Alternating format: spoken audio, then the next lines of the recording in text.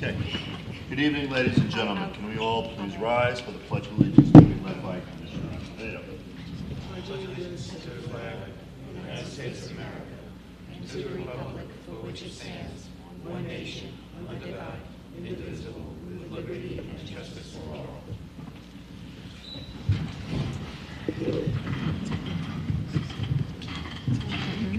Walton, Acevedo, Morelli, Leonetti. Oh, Lupo,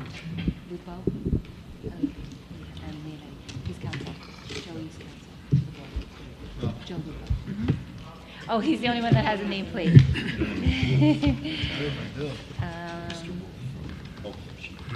Okay. Commissioner Alton?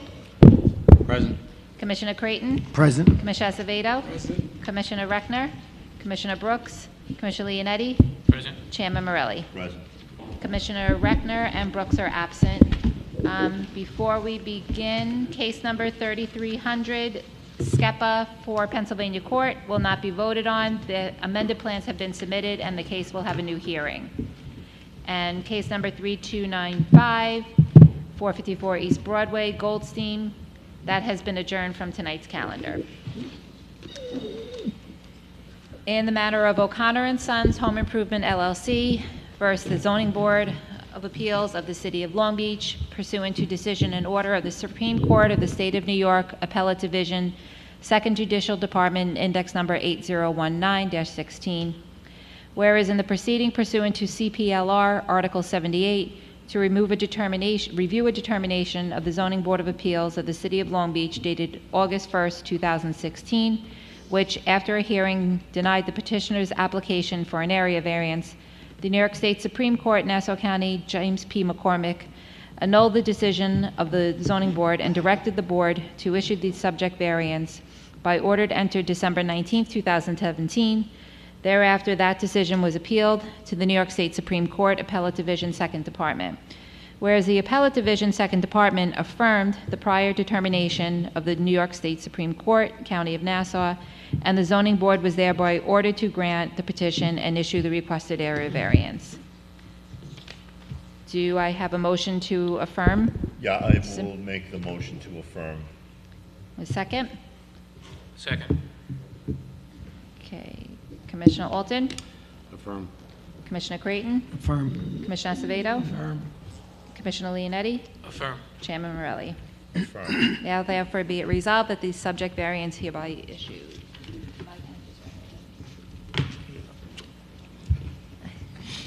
Thank you.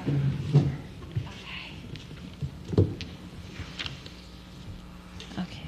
Case number 3304, application of Kerrigan Street LLC, Carapino Zechary of 3 Kerrigan Street, Long Beach, New York, for a variance in the following sections of the zoning code of ordinances of the City of Long Beach, New York. 9-106.17 fence height limitations, 9-106.18 fence height limitations for 6-foot high fence in the front yard at 3 Kerrigan Street, Long Beach, New York, also known as Section 59, Block 216, Lot 51 on the Nassau County Land and Tax Map. Who will introduce a motion on this application? I'll introduce a motion to deny. Commissioner Alton has introduced a motion to deny the application. Who will second? I'll second that. Commissioner Acevedo will second the motion. Commissioner Alton? Deny. Commissioner Creighton? Deny. Commissioner Acevedo? Deny. Commissioner Leonetti? Deny. Chairman Morelli? Denied. This application has been denied. I'm sorry. Case number 3307, application of Patricia Elizondo of 197 Wafer Terrace, Garden City, New York, for a variance in the following section of the zoning code of ordinances of the City of Long Beach, New York. 9-113.2G off-street parking for new off-street parking in the front yard at 655 East Walnut Street, Long Beach, New York, also known as Section 59, Block 185, Lot 59 on the Nassau County Land and Tax Map. Good evening. The applicant is present? Yes, I am. Yes, please state your name and address. Patricia Elizondo. Can you go up to, you can either use that mic there or just whatever you want.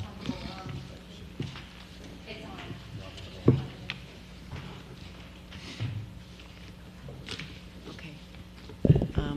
Okay. Can you hear me better this way? Okay.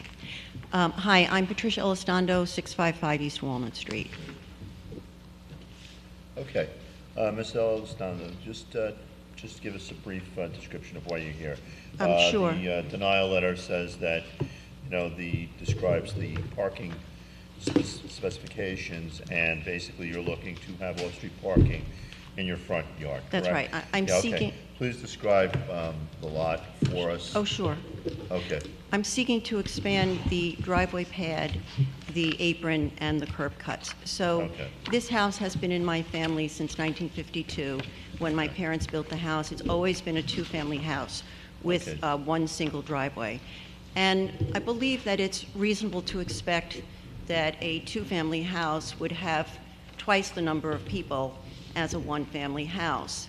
Yet the experience that we are experiencing in our neighborhood is that the one-family houses, the one next to us, the one across the street, are actually putting onto the street just as many cars as is our two-family house. Your home was always a two-family house? Or Has was it always been. converted by variance or?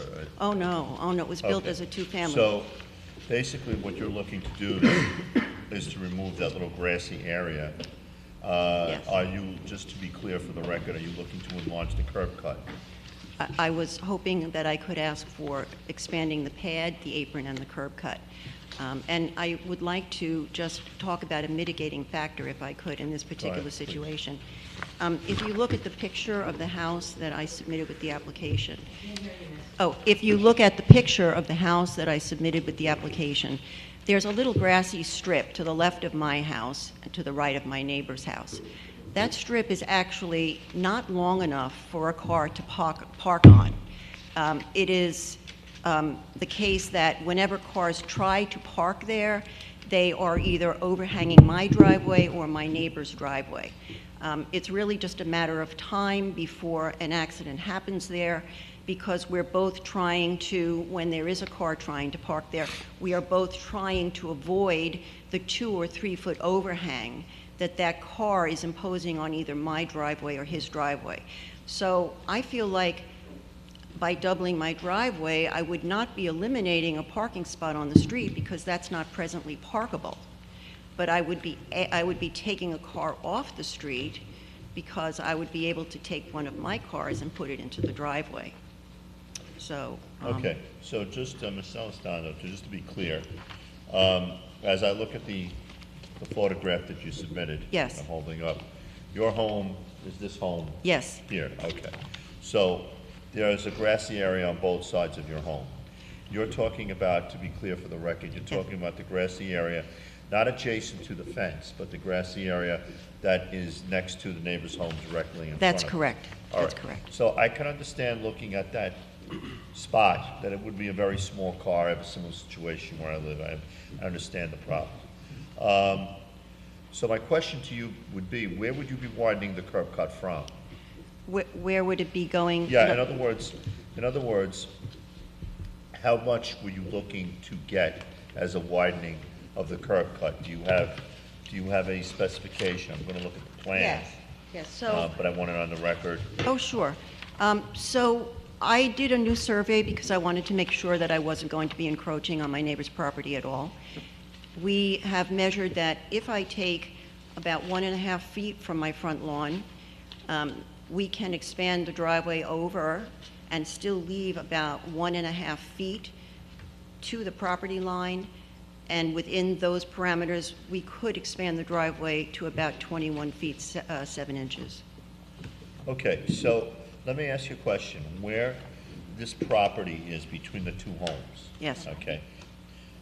Let's say we look at your lot and we look at the other lot. Would there be an imaginary line running down that property or that grassy area that would be approximately where your properties would end? So there's no fence, obviously. Right, there But would be, the thing yes. is, you each share that in about half. That's right. Okay, so what you would be looking to do would be looking to widen the curb cut, leaving about 1.5 feet to that property line, am I correct? That's right. All right, so now you would be widening the curb cut for access onto your property. What were you planning on doing with the rest of that grassy area that's there? Well, there would only be about Oh, the grassy area to the left of my house that Yeah. would be left after, if you were to approve the driveway, in other So words? basically, what you're looking for us to grant would be a slice at an angle a little more than half of that property in between the two homes, am I correct? Because if I drew an imaginary line Yes, down the grassy area yes, to, let's say, here, you're looking to come to within about 1.5 feet, and then what are you gonna do? You're gonna slice it like that and basically chop off that curb at that point? I was actually thinking of a straight line running directly down the center of the two Okay. houses to where it cuts into the street. I was not Okay. thinking about angling it out or anything like that. Okay. All right, now I understand. So it's just a straight line. Okay. Do you know what the dimension of that space between the two driveways is? It's 13 feet, and my car certainly doesn't fit there. My car is about 15 feet, and I have an average-sized car. I don't have a Suburban that's more like a 16-footer. So every time someone... The picture looks a lot bigger than 13 feet. It does, I know it does. But every time somebody tries to park there, they're overhanging the driveway. And I actually spoke to my neighbor about it this week, and he says, you know, I'm annoyed too, because every time I back out of my driveway, I have to be very careful if somebody is trying to park there. Take the- I want to check the dimension, but it looks to me like it's more than 20 feet. Yeah. Which is because of- a legal spot. Oh, it is not that at all, I measured it. Are there any other houses on the block which Yes, have there are plenty. double Yeah. wide driveways and double Yes, wide cuts? actually, I did take pictures of 4 homes that are either on my block, I can give them to you, that are either on my block or adjacent blocks, all of which are the same size property and do have double pads, double aprons, and double curb cuts. It's 2 sets of the same.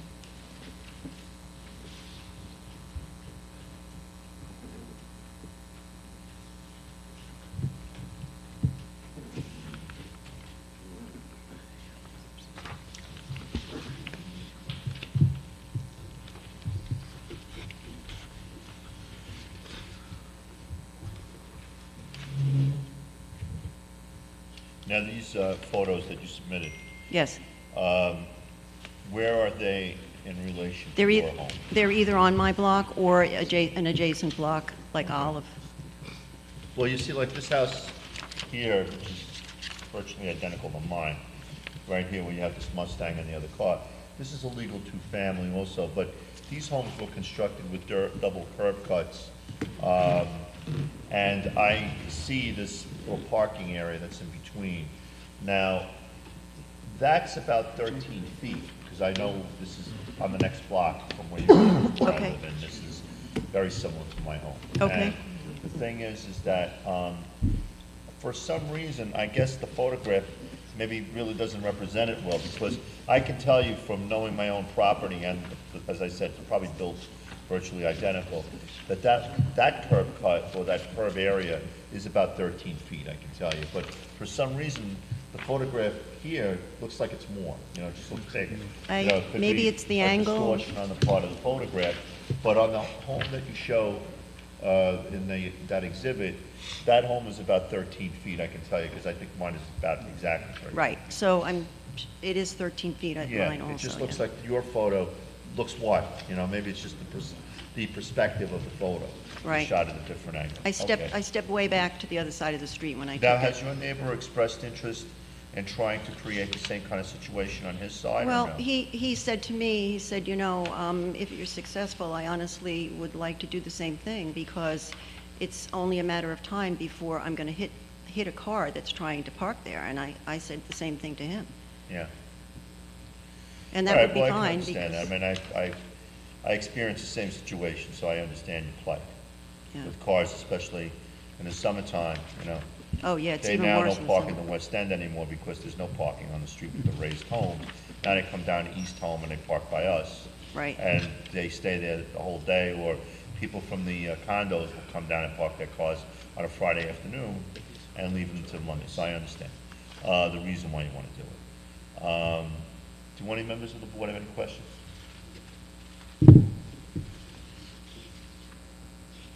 Anybody in the audience? Favor or against? Favor. Come on up.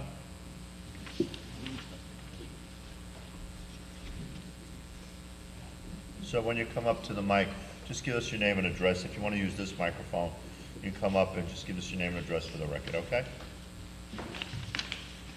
Name is Andrew Schnurr. I live at I'm sorry, 654 what's your last name, sir? Schnurr. Okay. It's 654 East Walnut Street, directly across the street from Pat's house. Okay. You're talking about summer problems. Our neighborhood, it's all year round now. There's a lot of two-family homes. They're overcrowded. There are too many I cars live on the the next street. block, so I know.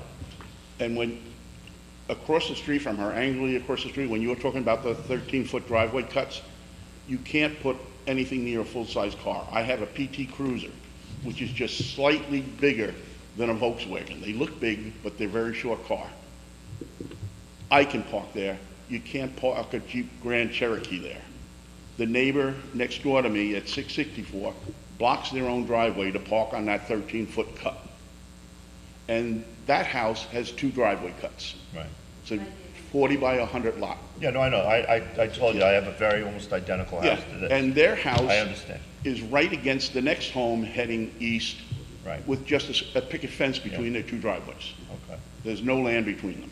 No, no, I understand. But the area has just become so crowded. Everyone I've has. made 3 phone calls for cars blocking my driveway, not during the summer this year, Okay. because people park and they don't look. They park We over your understand. driveway. Believe me, I get it. Yeah, I'm Thank sure. you, sir.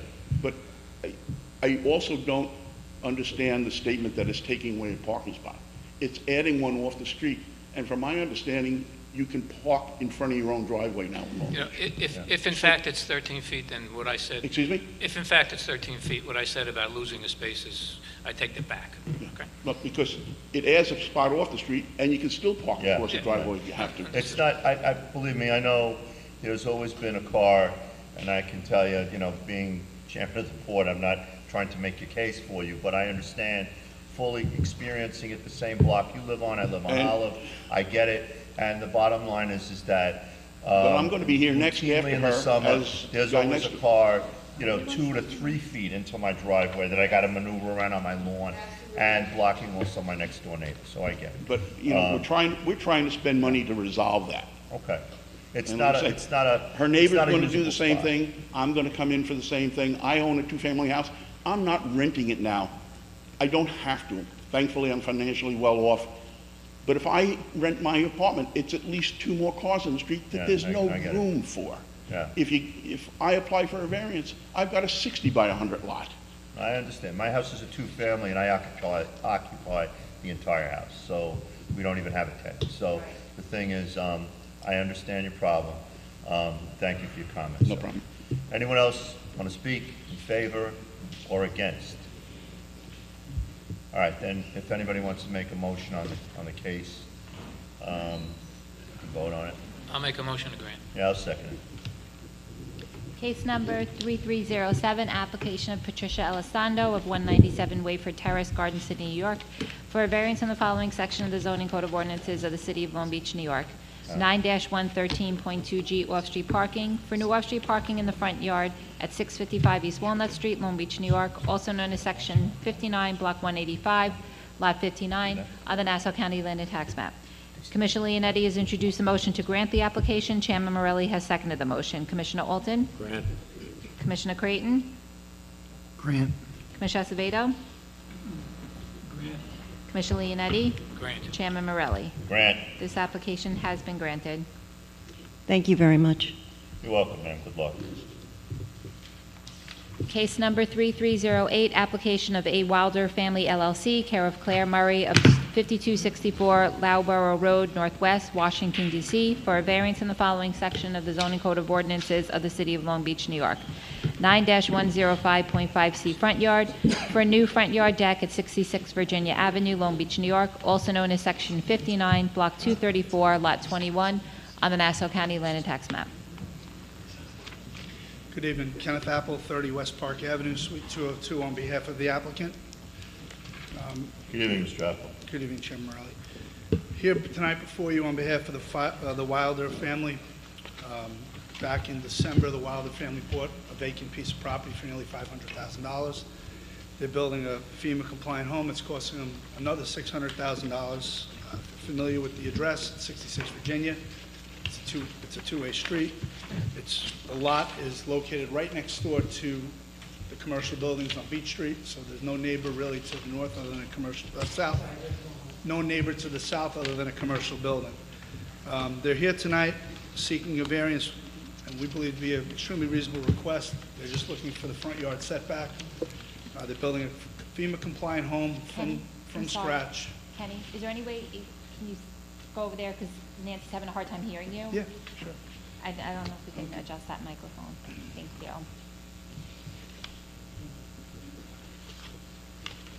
They're building a FEMA-compliant home from scratch, and the only variance they're seeking are the front decks, which is something this board has regularly granted.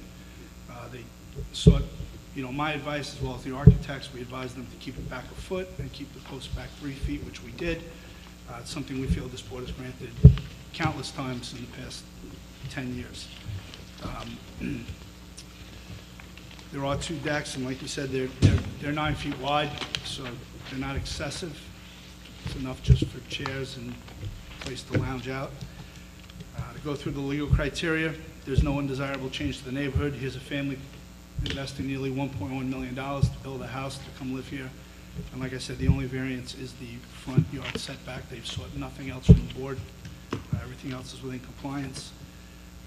It can't be achieved by any other method. It's a 30 by 60 lot. There's very limited space that somebody can enjoy and have recreational area. We don't believe it's substantial. Again, like I said before, it's something regularly granted by this board. We kept the 1-foot setback from the property line, and we kept the post 3 feet back. And it's certainly not going to have an adverse effect on the neighborhood. Like I said, the property to the south is a commercial building, and if you look at the pictures, there's several houses in Virginia that have the exact same type of scenario. So at this current time, the project is held up based on this application. So tonight we're requesting what we believe, like I said, a reasonable variance, which has been granted numerous times post-storm. And obviously, we're requesting a vote since this project is currently held up in a bay pending this. Any members of the board? What's going on the roof here? Is there a deck on the roof also? Because I see a railing up above. I'm not sure. I have to look at the plans. I'm not sure about that. Did you say the clients are here? No, they're not here. They're in Washington, D.C.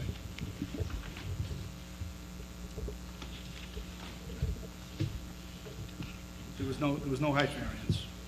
I understand, but again, it looks like there's a roof deck that there's no access to. No access to the roof. You got the plans? What's that? Do you have the plans there?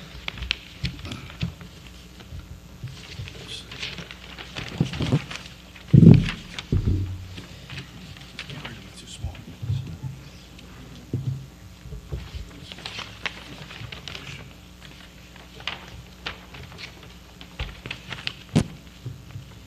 If you look on drawing 201. It's too small for me. I see the 201. It looks like a pitched roof, doesn't it?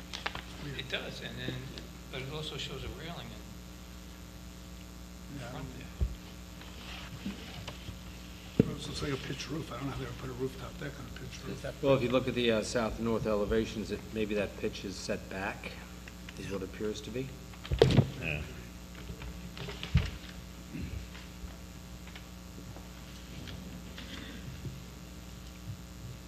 Is this just the way he drew the roof, or, because it doesn't look, I mean, I don't know, Mike. I don't understand. It looks like it might be a flat It roof. looks like a flat roof railing. in the front of the Or house. is this Yeah. just the way that he drew the pitch of the roof?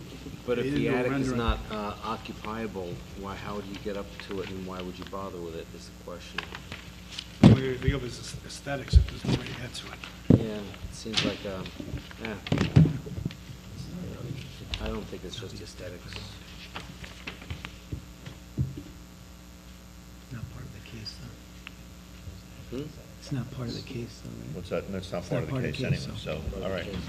Mike, it's not part of the case, so, okay, I just- nothing for us to just really raised the rule on. question. I'm going to ask the audience, anybody want to speak in favor or against? Does anyone want to make a motion on this case? I'll make a motion to grant. I'll second. Case number 3309, case number 3308, application of 8 Wilder Family LLC, care of Claire Murray of 5264 Loughborough Road Northwest, Washington, D.C., for a variance in the following section of the zoning code of ordinances of the city of Long Beach, New York. 9-105.5C front yard, for a new front yard deck at 66 Virginia Avenue, Long Beach, New York, also known as section 59, block 234, lot 21, on the Nassau County Land and Tax Map. Commissioner Creighton has introduced a motion to grant the application. Chairman Morelli has seconded the motion. Commissioner Alton? Grant. Commissioner Creighton? Grant. Commissioner Acevedo? Commissioner Leonetti? Grant. Chairman Morelli? Grant. This application has been granted. Thank you. You're welcome. Good evening. Hi, Ken. Case number 3309, application of 88 East Pine Living LLC, of 88 East Pine Living LLC, care of Darren Gallo of 143 East Park Avenue, Long Beach, New York, for a variance in the following section of the zoning code of ordinances of the city of Long Beach, New York. 9-113.2G off-street parking, for new off-street parking in the front yard at 88 East Pine Street, Long Beach, New York, also known as section 59, block 92, lot 206, on the Nassau County Land and Tax Map. Good evening, Mr. Gallinaro. Good evening, Joseph Gallinaro, 143 East Park Avenue, Suite Number 2, representing 88 East Pine Street Living LLC. My client is interested in having a new 25-foot curb cut at 88 East Pine Street. The property is 30.1 feet wide by 107 feet long. The house itself is 26.3 feet back from the front yard.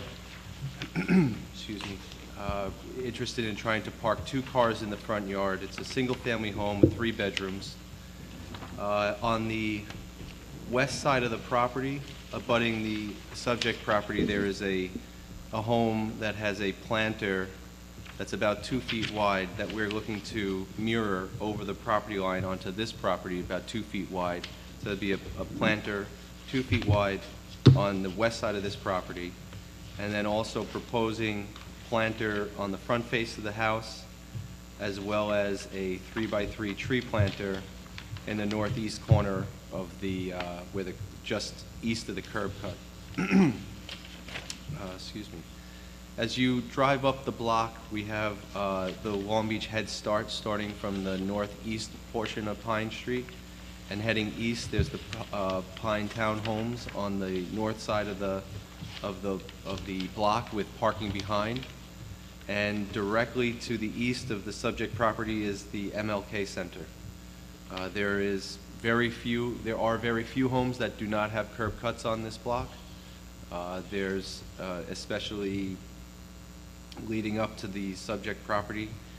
There's a few new elevated houses with curb cuts, and then there's a handful of curb cuts that lead to driveways. Some definitely lead to garages, some do not. But as mentioned, most people have cars in their front yard in one way, shape, or form. Mr. Gallinaro, my question is this, I'm just looking at it on Google Earth, I just wanted to get a look at the block. My question to you is, just for the record, this home that we see in the photograph, looks like a small, modest-sized home. Yes. That is the home that we're putting this curb cut for, am I correct? Correct. So there is no new home planned in that area? No, there's not. Okay. So we're putting in a curb cut directly in front of the home of about 25 feet, right? Correct. So now you're looking to park 2 cars because it's 26 feet to that home, you said, from the... Yes, 2 cars side by side. Okay, 2 cars side by side. So you'd be putting a 25 curb cut, leaving approximately 2.5 feet on each side of the property line. And then you would be able to just pull the car straight in, and they would pull adjacent to each other. Correct. Okay. And they would leave about 5 feet from the front of the car to get into the home, because the car's not going to be over 20 feet long. Okay. So since the parking would be, usually 9 by 20, you're talking about the car to leave 6 feet, though. Are you talking that the cars would then come right to the edge of the driveway? No, the car, like a big car is 16, 17 feet. Right. So if you had 20, you have 3 feet between the back of the car to the property line. Okay. Which In this area, the property line is about 4 feet to the sidewalk. Okay. So it's 26 feet from the house to the property line, but it's probably 30 feet to the sidewalk. I understand. So, Okay. so the point is there's plenty of room around the vehicle, you know, like a large Right. vehicle parked They there. would have plenty of room laterally also to open the doors. and Yes. Be able to get around each other. Correct. Okay. What does this double cut do to the adjacent parking? What's on either side to the next driveways? To the east, there's the MLK Center, so there's no curb cut, no house, there's just the building. And to the west, that home has no curb cut, but there's a parking pad in front of it. So there's no curb cut there. If you look at the top left photograph, there's a wide staircase that leads up to the house, which would be to the right in this photograph, or to the west. So they probably wouldn't put a curb cut there. I don't know that they would fit in front of that large stair. So I don't think it would affect that neighbor. If that neighbor did eventually put in a single curb cut, you'd probably be able to park in between the curb cut, and then we're broadening that planter on both sides, so I think that should be a spot there as well. This is still a one-family house, right? That's correct.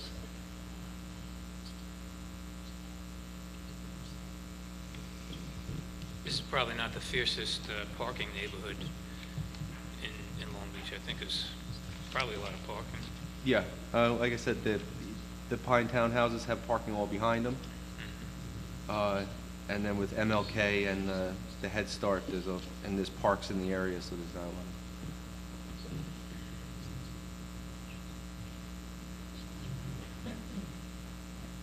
I'm just curious too, I know it's not part of the application, but I look at this photo and I don't know how old the photo is of the home, but it looks like it's a little bit, banged up. I mean, there's wood, in the front of it, and the basement windows and stuff, so I don't know how old this Google Earth picture actually is. But my question to you would be, is this house being renovated, or is there something going on with this house? Or, because it almost seems like it's a house that might, just lend itself to then be taken down at some point and something new to be built here. So I don't know if we're basically preluding, the curb cuts for what's gonna be a much bigger home ultimately. I mean, is that kind of in the plan? Because obviously you'd be coming back for other variances if it was gonna be above code. Right. But I just kind of find it a little odd, because this house just looks kind of beat up, looking at the photo, that somebody would be worrying about taking down, this chain link fence and then putting, a new curb cut there. It just seems like it's not gonna service this house that's there. So what's the long-term plan with this, do you know? The house is getting cleaned up, the property has been cleaned up. Okay. The long-term plan, this house was at one point part of a number of houses on East Pine Street that were all to be lifted and to be transformed into two-family houses. That was denied by the board. So there was a plan for a two-family house there. The other houses that are on the block now, I think 88, 118, 116, all the new elevated are now all single-family houses. But 88 was also going to be part of a museum at one point. There was a lot going on with this property. If you remember. Yeah, I do. And yeah. so to your knowledge, this is just something that is basically going to be built for the benefit of this existing Today, structure. yeah, but there's this developer who is actively improving East No, I Pine know. Street. I know. Tomorrow could say, let's do the single-family house. Okay. We got the curb cut, let's do, yeah, for sure. I'm not gonna say that is a definite, because I Okay. don't know that to No, I be true, but. understand. Yeah, I don't see where the need for two spots in front of this house come into play. The previous applicant is a two-family house looking for two spots, having to deal with one space. It just, it just doesn't fit, and it sort of leans towards what's the future plans. And with that in place already, but just without that, what's wrong with the single cut? 20 feet wide, why go to 25 feet? And you're affecting, as Commissioner Leonetti brought up, the space from the house to the corner of Riverside. Right, understood. I mean, if a reduction in the curb cut, I think would be fine to, and the client would be amenable to it. I think it's just, ease of getting in and out. There's no underlying master plan to do this and therefore push it further to anything else. It's just a 3-bedroom house, probably has 2 cars associated with it. So let's try to get them 2 spots. That's the landlord's mentality. And clean up the whole property, because it was, as you saw from the older Google images, it was a disaster prior. And they've only owned the home for a few years, and they had a tenant in there right away while they were trying to get approvals for a bunch of other things on the block. So now it's all cleaned up, and he wants to build the planters and beautify what's there. In the future, Right. I don't think that, the planters are fine. I think every house should have planters. I think putting 2 parking spaces is pretty much going to negate that. Let's use that extra 5 feet for more, something more aesthetic than another pad. Gotcha. Yeah, I think having a 25-foot wide curb cut, I'm sorry, pardon me, a 20-foot wide curb cut as opposed to 25 would be fine. Yeah. I mean, I would tend to, concur with Commissioner Acevedo, because it just, it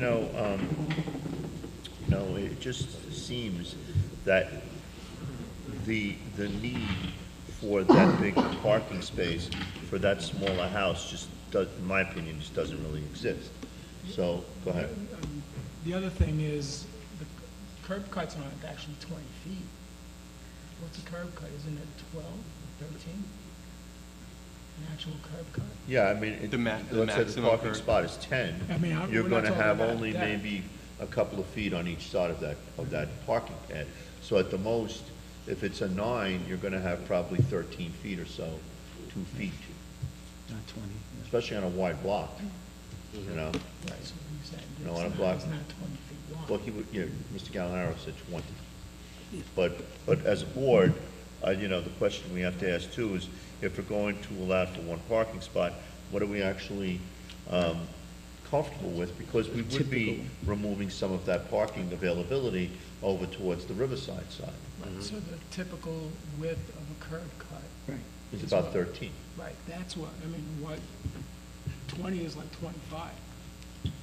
It should be no more than what a regular single cut normally goes for. I was confused a little bit thinking you were speaking about depth, but the point was brought up. The width of the regular curb cut is really what this should be applying for.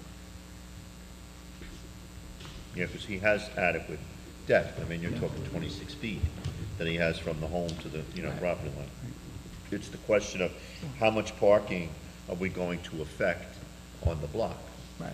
There should be a And, regular single cut. Mr. Gallo, 20, as Commissioner Acevedo said, 20 might as well be 25, because we're still going to negate maybe a car parking on the street, Right. even at 20. Yeah. So, I personally, I don't know if you want to go back and talk it over with your client.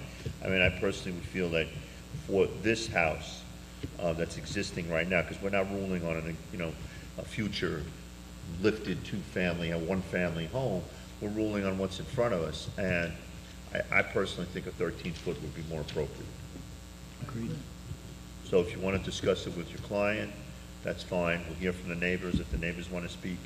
If you would like a vote tonight, if you want to work on the Yeah, I project, think then 13 we'll vote on it as is. Yeah, no, I think 13 feet would be, he'd be fine with 13 Okay. feet. If he just wants to get parking, I mean, I Okay. think 2 cars for a 3-bedroom house is reasonable but if the board, understanding that there's adjacent on-street We don't wanna- parking we don't wanna restrictions hurt- with a 'cause larger it curb could cut, we'll tend go to a be shorter busy one. area, as you said.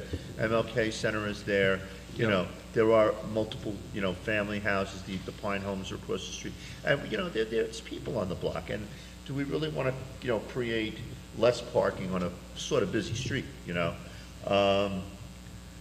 If there's anyone from the audience, anybody for or against? No.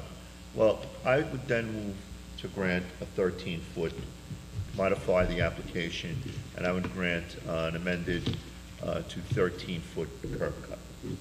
But allow for two cars. Yeah. I'm sorry? How does that work? Only if they're, Well, he'll have to maneuver it around. It's pretty deep before you get to the house.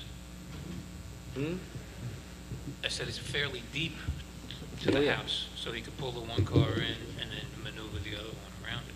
Yeah, you could use a single curb cut to get more than one car, definitely. so you want to allow for the 2 parking spaces in front of the house, but Yeah. only 1 curb cut? Because they can do that. I mean, if you have, if you've got like, let's I say the understand. 13 feet, right? They're gonna come up and go here, and then the other car goes here. If it's a one-family home, right, it is a one-family home, right? Yes. So they're gonna have access to move their cars around. I mean, a lot of us have to do that anyway, And this way we haven't caused a problem No, I for the rest of understand, the that's park. defeating the purpose that I was thinking about. I mean, for granted that we'll bring it down to a 13-foot cut. And I think, My by the way, I think concern was 14, more I think having 14 2 is, spots I think in front of 14 the is house as more well. I think 14 is more typical than 13. For the curb cut, but the driveway itself would be what, 10 or 12? Right, Yeah. because it fans out. Yeah, yeah, obviously, yeah. I also don't think you can block the walkway to the house, right, with the car? I mean, when you're parking, so when you start widening out and allowing 2 cars there, typically they may be blocking the walkway, the pathway to the house, right? I think he said there was room in between the cars. Yeah, the property's 30 feet wide. So that even, even if the car took 10 feet, they'd be 10 feet. But we were doing planters on the side to not have wall-to-wall concrete. So he wants to create some sort of green barrier around the property to help define it and not have, just because that's not the look that anyone's interested in. How are you going to get a second car in that area with having a flower bed as well? We had the flower bed on the side Right. of the property, so we would locate the curb cut in the center, and then you would sort of drive a little bit to the right or to the left and leave the walkway straight up the middle. I mean, I don't, So do you want to change the, do you want to change it to 1 car, or do you want to leave it at, you were saying 14? yeah, I would just make the motion to make one typical curb cut. One You know, typical driveway. And I would actually restrict it to 1 driveway too. I mean, most single-family houses have a driveway for 1 car. I mean, it's not uncommon, much bigger houses than this. Yeah. And have only one car driveways. Yeah, well, I mean, we've actually approved, we've approved tandem parking in certain areas. And again, if, for example, we're talking 26 feet, I mean, there's also nothing to stop a single-family owner from parking 1 car and his other car right behind it and pulling his car close to the house, because, 20 feet, right? That's all you need, 9 by 10, 9 by 10. So if he parks his 2 cars front to back, he's occupying about, let's say, 22 feet. If he leaves a foot in between each car, he still has room to get into the home. So, even with like a single driveway or a single cut driveway, you still have the availability technically to put 2 cars in. You're not on the street. You're not close to the property line. You've got plenty of room. So I don't even see a need for the owner of the house, and it's a rental anyway, that basically they're going to be parking necessarily 2 cars side by side.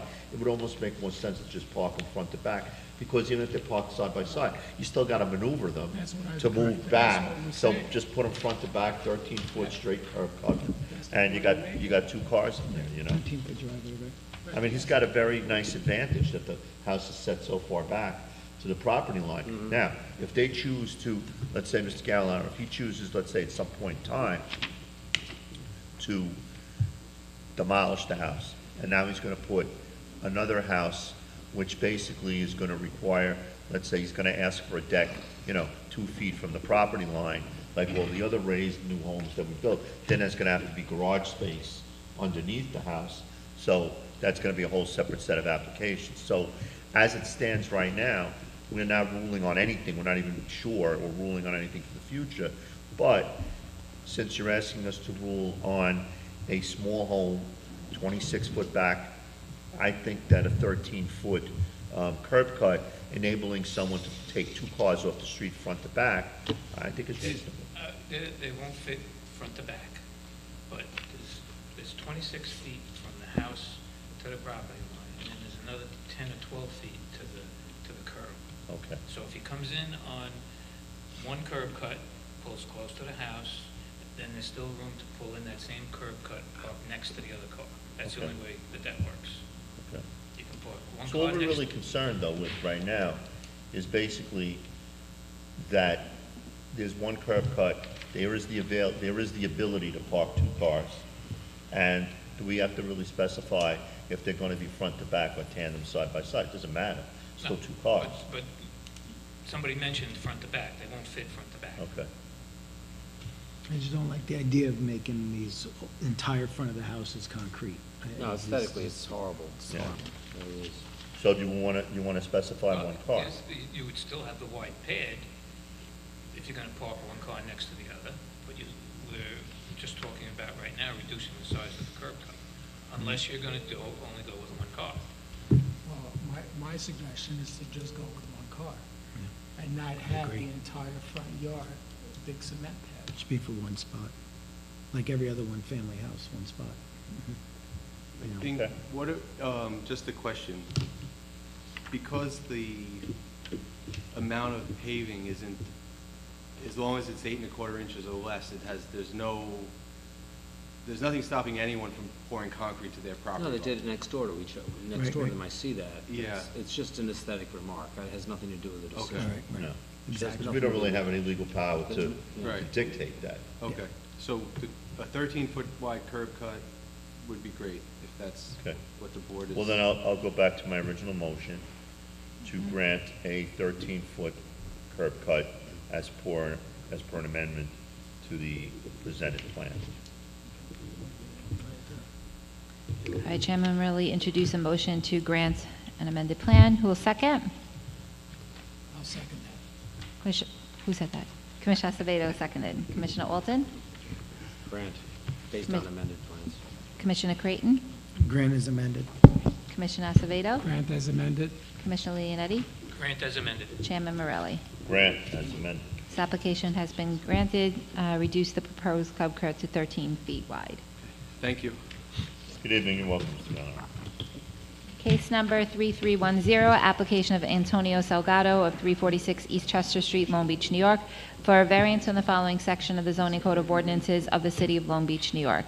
9-105.7K expanding use, 9-1121 off-street parking, for a special use permit for a second kitchen at 346 East Chester Street, Long Beach, New York, also known as Section 59, Block 139, Lot 58, on the Nassau County Land and Tax Map. Good evening, sir. Your name and address, please.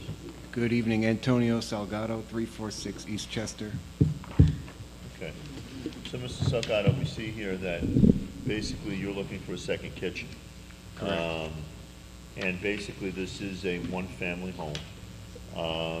And now you're looking for an off-street parking variance, basically, that you are proposing one off-street parking. That off-street parking space, just to be clear, is already existing? Well, so I don't know if there's a need for an off-street parking. I think that's just what I had to apply for. There are two. Yeah, I'm not sure if there's a need for an off-street parking variance. I just was told to apply for it. I'm not really sure of the formalities. But at the present time, though, is there a parking off the street? Correct, yes. Okay, that's what I wanted to make clear. Okay, so the first question that I have in place is that now this is a one-family home, and you're having a need for a second kitchen. What's the need for the second kitchen, and where would it go? Financial hardship is the need, and it would go upstairs in the top floor. So it's a raised ranch. The ground floor is just, just the raised Now, portion. when we talk about the top floor, Mr. Delgado, to be sure, on this photograph that I'm holding here, we're talking about what appears to be maybe an attic space? Correct. Okay. How do you access that attic space? There's a staircase inside that goes directly upstairs. Okay. So how many doorways are there into the home? There's one, well, there's two. One in the There's front, one in the back. one in the back, one in the Correct. side? You're creating a rental unit, is that right? Correct. Okay. Okay. And so what is the need to have to do that? So financial hardship, you know, I recently got divorced, and I just can't make the payments. I can't stay in the house. So you know, this is where my daughter was born. I want to keep it for her. I want to give it to her. My brother is willing to come in and be my tenant for an extended period of time. I don't want to say that it's going to be indefinite, but he's willing to come in and help me. He's also going to help fund the project. Now, generally speaking, and you know, we're not singling you out, but generally speaking, when somebody comes in with a claim of, you know, financial hardship, we usually ask for some sort of documentation, you know, whether it be in terms of like, you know, mortgage statement, you know, what the mortgage is on the home and the taxes, you know, relative to what the income is. Because otherwise everybody become, and believe me, I understand your case, you know, many of us have been there, and the thing is, do you offer any documentation to the board in terms of, you know, showing the hardship, you know? Not tonight, however, I can certainly provide that if there's ample Okay. time. So that, I mean, it's reasonable. We're not looking for, you know, detailed financials here, but we'd like to know at least that it's credible, you know, that basically if you're presenting a financial hardship, and certainly these days, you know, we as a board of people, and we understand what everybody's going through, because we're all going through the same stuff, but we do need to make sure that it's legitimate.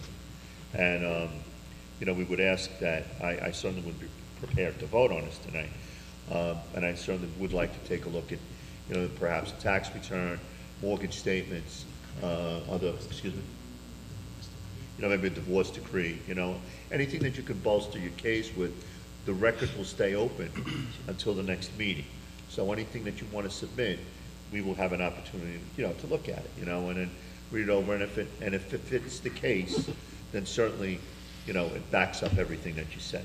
And now, bear in mind that if, you know, a variance is granted, it is a temporary conditional variance. So in other words, to be clear, if you go to sell the house a couple of years from now, that the house is not a two-family, can't be marketed as a mother and daughter. There is no such standing in this town. And so this is an accommodation that we would be making for you, you know, basically to help you out, because, you know, we all understand the mess everybody's in. But also it is renewable, you know. So generally speaking, it's like every 2 years or so, you know, you have to kind of just update the records and just update that this need still exists. You know, your child is getting older, you have more expenses, et cetera, you know. Because we just can't let people be making, you know, illegal two-family homes all over the place in town. We have to protect also the other residents. So, do any members of the board have any questions? No, we'll go to that.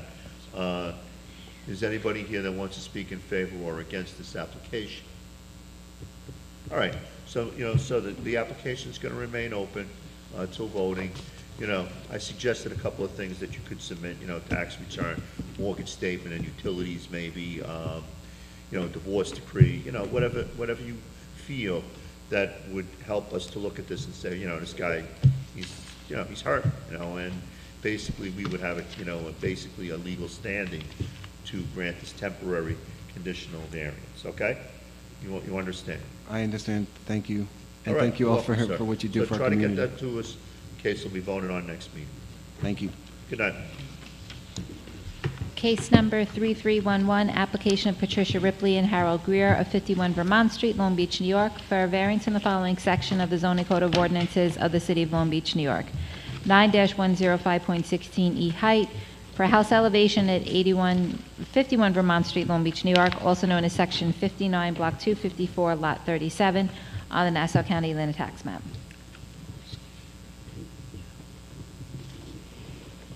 Good evening. Name and address, please. Patricia Ripley, Can you reach the microphone, or you I want to can. tilt it down? Yes. Yeah, that's better. Patricia Ripley, 1 Pennsylvania Court, Long Beach. Okay, so Ms. Ripley, basically, you're here for a height variance, and you're looking to go about 4 feet and a half over the code, am I correct? Yes.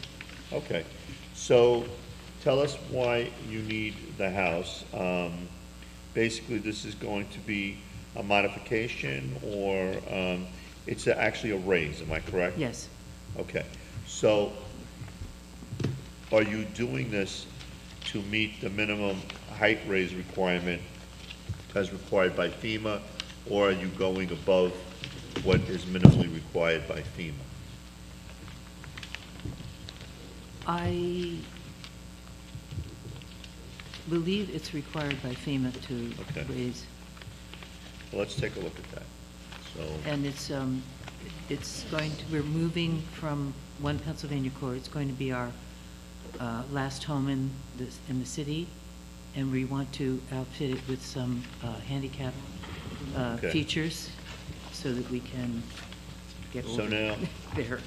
the house is on a standard 30 by 60, am I correct, a single lot? Yes. Mhm.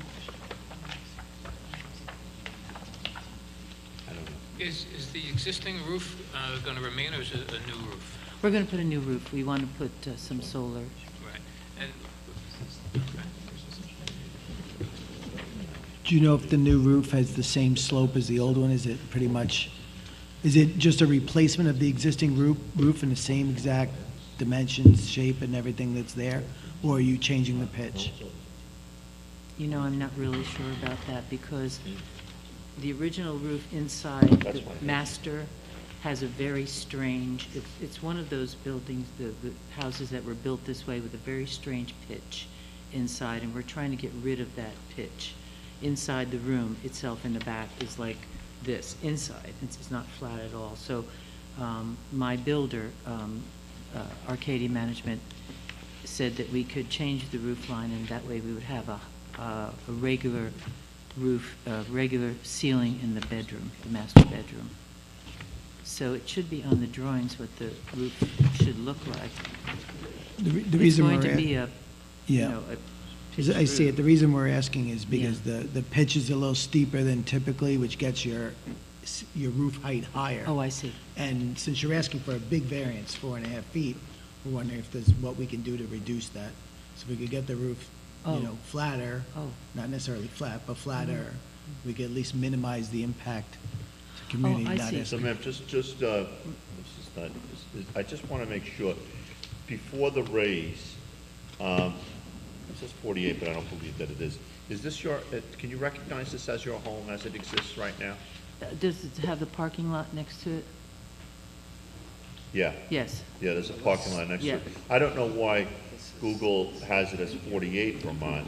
It was originally 48, and we What's that? had it, it was originally 48, and we had it changed to Okay. 51. All right, so basically, I'm looking at the roof pitch as it exists. Can you guys see this? I mean, it does have kind of an odd looking roof. This is the home as it exists right. now. So now they're proposing a new 6 and 12 even, it looks Okay. like.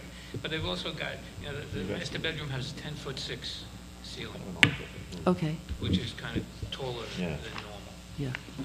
Because you're expanding it up into what would be the attic. Right. So you're getting some more height. Right. At the eaves, you're at 9 feet. So between the slope in the roof and the 9-foot eaves, I would think you could find a foot somewhere. I think your architect could find a foot, either going to 8 foot on the eaves or going to 5 and 12 on the roof. So You understand, man? That would give us a foot of the reduction. So instead of adding, we're looking for approximately 4.5 feet, you might be looking really only for about 3.5 feet, which would kind of soften the blow of the increased height. to the Oh, I neighbor. see. For some reason, I thought that residential, I know it's zoned in business, which we did not know when we were doing the plans originally. But for some reason, I thought that the houses on that block are at the 22.5-foot height currently. But your home's not zoned differently, I don't think, is it? She's in Mine the is zoned business You think district. business. so? I don't think it's in a separate zone. She's in the business district. Okay. That's why they're. So that's why the business district is a little bit lower. It's 18. Okay. So basically, if your home were one home over Right. on that street, You would be in the residential. It's a 22.5 90 foot. foot back from Beach Street. Okay. Yeah. I noticed there are other homes on Beach Street, residential, that seem to fall in the same 90-foot back from Beach Street that are at the height I'm asking for. So I wasn't sure, I didn't know there was a controversy having to do with that. Okay, I understand. Yeah. So did it's you like a wanna- technicality that it's in the business, That's what the whereas problem. everything else there is Yeah, about, basically, is 22. she's held to a different standard, you know? Sir, do you want to come up to the microphone and speak? I was trying to hear. Oh, That's my okay. husband. I'm sorry. What did you want to get, let me ask you, what would you like me to repeat? Just I want to make sure that you heard what you wanted to hear. I'm just trying to hear what was said about Oh. Can we give you, we'll give you a brief synopsis. So what happens is, this house, can you hear me? Okay, maybe I should speak in the mic too. This particular house, the applicant is looking for about 4.5 feet over the 18 feet limit, right? So she's looking to go 4.5 feet up, which would bring her to approximately 22.5 feet. Now, the house is a little bit unique because the way that this house is zoned, it's zoned actually as part of the business district behind it where the stores are. Those stores are held to a different standard. The stores are held to 18 feet height, where if it was held to the same standard as the other homes on the block, they are held to about 22.5 feet. So basically, what she's asking for is approximately what everybody else would have on the same block. The only reason, in my opinion, that she is penalized a bit is because of the way the house is zoned. In that particular district, she's being zoned as a business house. So for that reason, what she's looking to get in those 4.5 feet is basically what everybody else would have. Even the neighbor, let's say, just to the next of her, would be able to do that. Whereas she has to get a special variance of the 4.5 feet because of that zoning. Okay? Good. So, any members of the board? Do you operate any business out of the home? Operate, Do you oh, operate no. any business? It's No. strictly used for Yeah, residential it's just purposes? going to be used for us, yeah. Okay. Anyone else? Is there anyone in the audience who would like to come forward? All right, that being said, and because the height is consistent with what's on the block, I would move to grant. I'll second that. Case number 3311, application of Patricia Ripley and Harold Greer, 51 Vermont Street, Long Beach, New York, for a variance from the following section of the zoning code of ordinances of the city of Long Beach, New York. 9-105.16E height for a house elevation at 51 Vermont Street, Long Beach, New York, also known as section 59, block 254, lot 37, on the National Landing tax map. Chairman Morelli has introduced a motion to grant the application. Commissioner Acevedo has seconded the motion. Commissioner Alton? Grant. Commissioner Creighton? Grant. Commissioner Acevedo? Grant. Commissioner Leonetti? Grant. Chairman Morelli? Grant. This application has been granted. Thank All you. right. Thank you very much. Good evening, good luck. Thank you. Case number 3312, application of 136 East Park Avenue LLC, care of Ilan Shemtov of 7535 169th Street, Flushing, New York, for a variance in the following section of the zoning code of ordinances of the city of Long Beach, New York. 9-106.2 mixed use prohibited, 9-113 off-street parking, to convert the second floor into 2 apartments at 136 East Park Avenue, Long Beach, New York, also known as Section 59, Block 110, Lot 16, on the Nassau County Land and Tax Map. Okay, Mr. Kelly. Good evening, Chairman Morelli, Commissioners. Dennis G. Kelly, 120 West Park Avenue, Long Beach, New York, 11561. Here on behalf of the applicant, 136 East Park Ave LLC, and its principal, Ilan Shemtov. I have some photographs that you've seen before in previous hearings. Okay, so, this address, I think, this was before the board for another case once before, or no? I don't think so. This is the Shoemaker, Right, and my client purchased the building back in September, okay. and he purchased... So, the studio is in place of where the old shoemaker was? Exactly. Clear. Right, Okay. the laser spa. So, Mr. Kelly, so now, You're looking to, or your client is looking to do how many apartments above this? 2 apartments on the second floor. Okay. And you get access to them how? The staircase from the The front door? the staircase. Okay. And are the apartments front to back or side by side? How is it set They're up? front to back. Okay. Can you just describe the size of the apartments? Well, the front apartment, I believe it would be the front apartment, is 1 bedroom, 1 open living. That fronts onto Park Avenue, correct? That's correct. Okay. And then the back apartment is larger. It includes 1 bedroom, a den as well, obviously an open living kitchen area. It's like an open floor plan. The front also has an open living dining kitchen floor plan, obviously bathroom, pantry in both. That's about it. The one in the back does have a 1 bedroom and a den. It looks like it could be converted into a child's So room now, or... does the rear have any other, stairways or any decks or anything like that on the rear of the building? Not that I see in the plans that were submitted to the board. And what's up there now, please? I'm sorry? What's up there now? Absolutely nothing. This is a building purchased by my client back in, a year ago. In September of 2021, he retained, I believe, Mary Perry of Beach West Realty to market 2 available commercial spaces for upstairs. The initial asking price for the larger of the 2 commercial spaces was $1,900. That agreement with Ms. Perry lasted for 4 months. He then, because there were no takers, he then moved on to another in-town real estate broker, Mike Nolan of the Tripodi team, for a 4-month period, lowered the price to $1,700 for the larger space, and again, no takers.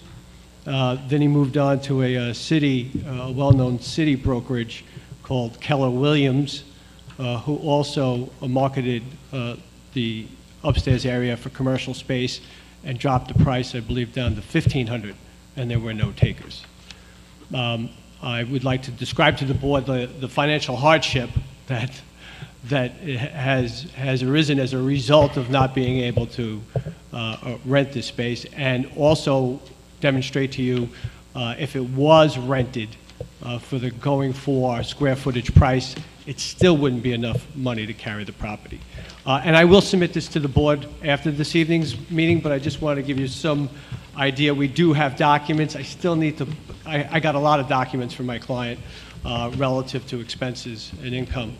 It just seems odd that, in today's market, like, you would think that maybe if not commercial, but residential, people would be willing to pay $1,500, $1,600, $1,700 for a 1-bedroom apartment, no matter where it is. I mean, because, if you look at any of the, I know people that have actually looked for apartments, and, they can't find stuff under $2,000 almost anywhere, Right, so the commercial space in town, according to what we've been able to garner, goes for $13.78 a square foot.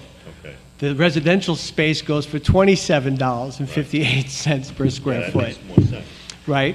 So my client's monthly nut right now is $8,307 for a total annual nut of $99,684. So that's mortgage and taxes. That is mortgage $4,200, insurance $584. That's $4,200 a month, by the way. Okay. $584 for insurance, $83 for the landlord's utilities. He's going to pass on the utilities for the spaces to the resident or commercial tenant. Taxes is $1,666 per month, and there's SBA loans which have also helped finance not only not the purchase really, but really the build out and the business downstairs. Now the business downstairs. Does he own the business downstairs? That's where I'm going, Mr. Chairman. Actually, his wife does. Okay. She's very successful. Unbeknownst to me, and we were just laughing about this before, she's been at 120 West Park Avenue for almost 5 years now. She's in the beauty care business, I guess the laser spa. It's a hot new thing that does very well. And so they bought this building with her in mind, obviously, to use the downstairs space for her business, in which she'll pay $4,000 a month, and then rent upstairs, and initially, because it is a commercial space, to rent it to commercial tenants, but it's just not happening. If we were successful in renting it to commercial tenants, with the average square foot price being $13.78 a square foot, we would be able to rent, I believe, one space for $1,700 and the other space for $800. That would be $2,500 a month. If we rented it to residents, we would be able to garner $5,000 as opposed to the $2,500 a month. So our annual income, if we were just commercial, would be $78,000. That means my clients would take a loss of $21,000 a year on this property. If we did commercial and residential, we would my clients would make $108,000 a year, giving them about an $8,000 buffer, a profit, for lack of a better term. And I think that's a substantial financial hardship. Okay. And what I'll do is I will type all that out for you. All right, that's fine. Yeah. That's, I mean, what you're saying sounds plausible, because I don't really see that.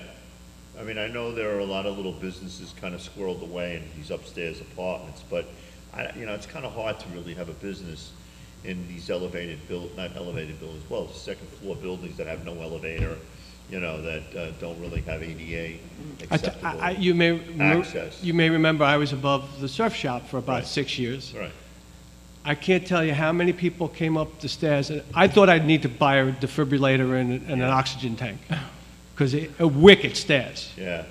straight up like this. Well, I had an office years ago on a second floor that with no elevator, and the running joke in the office was that the staircase was the medical history. So basically, if Right, they could make it up exactly. the staircase, we didn't have to take a medical history. They were good. There was no Exactly. cardiac issues. So I understand. I get the fact also that in a building of that type, it's kind of hard to have a commercial space. There's a lot of little buildings that have commercial spaces like that, but I don't know. They don't lend themselves to it. And as per the plans that we have seen, mixed uses have been kind of encouraged. It also, I think, places less of a demand on the parking space in that town, because if we had commercial above a small space like that, I think it could create more parking problems than a residential, where they would probably only have one car apiece, if even a car, Right. in any of those apartments. So we understand. So, I don't know if any other members of the board have I have a questions, but I question. understand you're on. I have a question, and I appreciate your presentation, it's well done. My question is, though, when your client purchased the property, I would have to think that these figures were pretty much what they are right now, as far as what his gain or what he was going to collect as far as rent goes. Well, I appreciate the question, Commissioner Acevedo, because basically what you're saying is you knew what you were buying. Right. Right. I think there's hope and expectation, that may, I don't know if they dug into the figures like they're digging, we're digging into now, and I think he's digging into them now because he's absolutely flabbergasted that he can't rent upstairs commercially, But even if he did, right from the outset, he may be in a similar predicament. Exactly, but I don't think that he understood what the square footage number for a commercial actually is. And, your point is well taken. But now he's got the building and he's stuck, Some would call it a self-created hardship. I wouldn't be so drastic. I know that's an issue under case law. But you would expect it having been, plus it's the rise. First of all, we have a dynamic now, right? Where commercial properties are still up in the air as to where they're going. Primarily in New York City. I mean, we're doing pretty well here from what I can see. But they're not the places that, the office especially, the upstairs office is certainly not anything you need. You can go into your den and make it nice, and when you got your computer and your telephone and you're all set to go, It So- doesn't seem like it's a commercial space that lends itself to a real commercial enterprise. I mean, you know, Right. it's small, and, I mean. We're going to get again, stuck with it this way, one way or the other, I think would be part of my It's actually argument. surprising that we live in an era where residential space is more expensive than commercial space to begin with. Right. I mean, because, you know, commercial space traditionally has demanded more money than residential. I mean, Is that you know, second floor commercial especially if it was space or ground a floor? kind of commercial space where there was anticipation of having a business that could earn good income. Commissioner Alton, you were asking? Yeah, are those rental numbers for a second floor? That's not street level commercial. No, space. I don't Yeah. believe it's street level. Yeah, I think that's the difference. Yeah. I think it's a Because better those would use, I think typically it's a better be, use of the building professional offices or to something, go with right? the mixed. Upstairs? Yeah. Yes, right. You would have somebody who works in an office. This is not sidewalk traffic, No. stuff, yeah. No, because, I mean, even if, let's just say, an attorney wanted to put an office up in that space, the same attorney could just work out of his living room if he wanted to, or his den. Exactly. You know, somebody that's gonna want that space. I mean, it's not an office that would lend itself to a medical office, let's say, you know, a professional office like mine, you know, because you don't have an elevator, so you can't really see patients or clients that easily in a space like that. So what are you really gonna put, a consulting firm, you know, some sort of, you know, firm where it's just maybe one or two or three people Right. that work in that space? It'd be very hard to have clients coming up and down a staircase like that. Right. So the thing is, we do understand, you know, the argument that you've made. Is there anyone in the audience that wants to speak in favor or against? In favor or against? Come on up, please.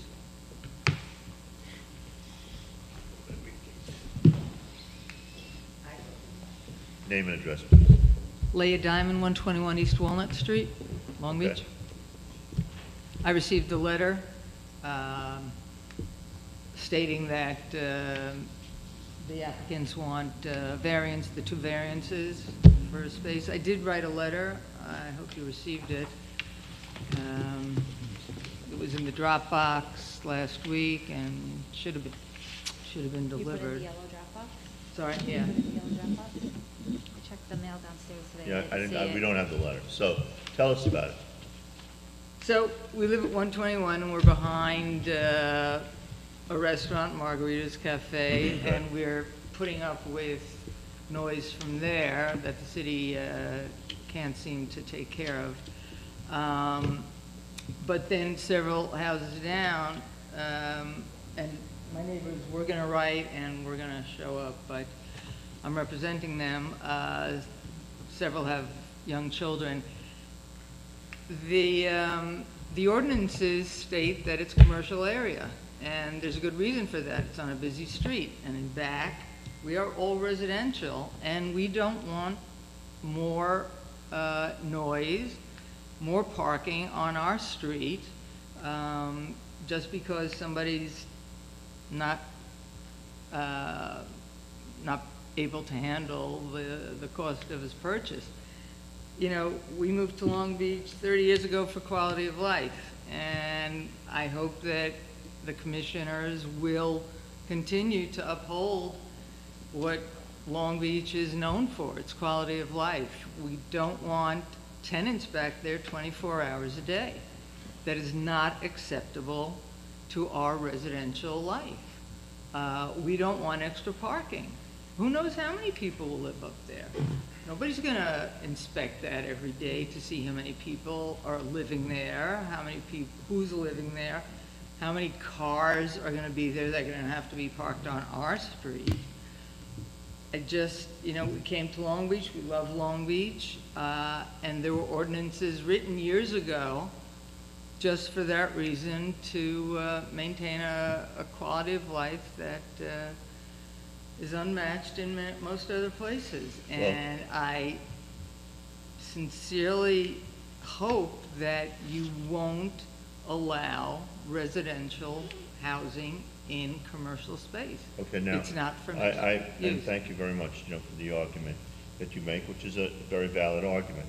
But the question I have for you, though, is this, and I'd like you to, you know, seriously ponder my question, is that, you know, many people, they buy these homes, and I would have to think that when they buy their homes abutting the back of stores that have noise, that have smells of cooking and everything else, those homes sell for a lower price and are less desirable than homes that are on the other side of Walnut Street, because I lived on Walnut Street, and I know. So I think that some of the owners also that have purchased those homes that are on the north side of Walnut also buy with a caveat that they know what they're buying. And they know that behind them could be a smelly store with smells coming out of the kitchen into their backyard, 10 o'clock at night, 11 o'clock at night. And I don't know that having a residential apartment, and these apartments are pretty small, would be more offensive to people than having an ethnic restaurant cooking all kinds of food, having a restaurant that might have a bar crowd, than a restaurant that might have, or not even a restaurant, but another business that, in my opinion, might generate more noise than two people living in an apartment, my opinion. And having lived on Walnut Street and being familiar with it, I have to wonder, you know, if the argument that some of these people make really has 100% legitimacy. It's not, the restaurant isn't 24 hours. No, They're it not could be 10, cooking. 11 They're not o'clock at cooking. night. So we The knew there smells was, could go on all day long. so we knew there was finite hours to that, and. Because generally speaking, a residential usage, and in this case, it's a mixed usage, because yes, we call it a commercial district, but there are mixed-use buildings all up and down Park Avenue. And the thing is that. So we want to limit that. I understand that, but the thing is also, I think most people and most boards will also continue to believe that a residential usage is less of an impact on a neighborhood than a commercial usage and on the residents. I Now, beg to differ this on is an that. opinion of, you know, of board decisions that we've made in the past. Business is closed, yeah. I understand, but the thing is, we respect what you're saying, and of course, certainly, we're gonna listen to you, and we're gonna take it into account. But I'm just presenting the other side of the story based on history of how boards have ruled in the past with mixed-use buildings. And, you know, there are precedents that we have made over the years on allowing mixed usages. You know, you could go up and down the Park Avenue from where the Laurel is, you know, all the way down, every block has apartments that are above the stores. And I understand you're looking to limit it. We don't Right. want to Have already you- We'd like to increase limit it. it. Have you looked at the plans? You know, the only access is on Park Avenue. I saw pictures of it.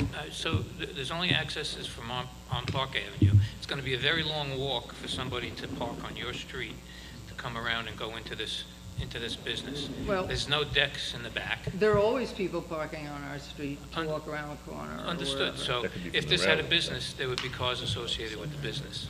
So I don't think 2 apartments is going to make the parking on your street any But we different. don't know how many people are going to be living there. You don't know how many people live in houses all over that are meant for only families. No, but blood we have a relatives. good idea of what happens, which is what we base a lot of our decisions on. So I'm just asking if you understood that there's no access whatsoever from your side, and there's no decks in back with this. There's 2 small windows in the apartment. That's the, I mean, would be the total impact. theoretically, we could say there'll be 1 or 2 people living there. Theoretically, we could say that they'll be quiet. So How- you- how- But we the don't answer live to in my a question is theoretical world. you understand what I said. That's I all. understood what you Okay, said, thank you. yes. How different do you think it would be if there were apartments or if it was a commercial office? What do you believe the difference would be in how it affects you? The amount more of than- time that somebody's in an office versus how much time, 24 hours a day, somebody's in a home. We don't know, we see, don't here's the know. thing, we don't know what kind of business, see, this is another problem. What kind of business would be allowed to exist? Let's just say that it's a 24-hour cab dispatch place that went into that. It could. I mean, nothing could stop it. You know, it That's could be a true. business that could operate, you know, it could be an internet business, it could be, you know, a business where they do web hosting, it could be a business where Sure. there could be people up there at 1 o'clock in the morning working out up there. We don't know. See, so as a general rule, and to basically, you know, offer understanding to what you are saying and your concerns, we also have our own concerns, and want to kind of make you understand that as a board, you know, we have to weigh out everybody's benefit to the risk and the benefit, obviously, you know?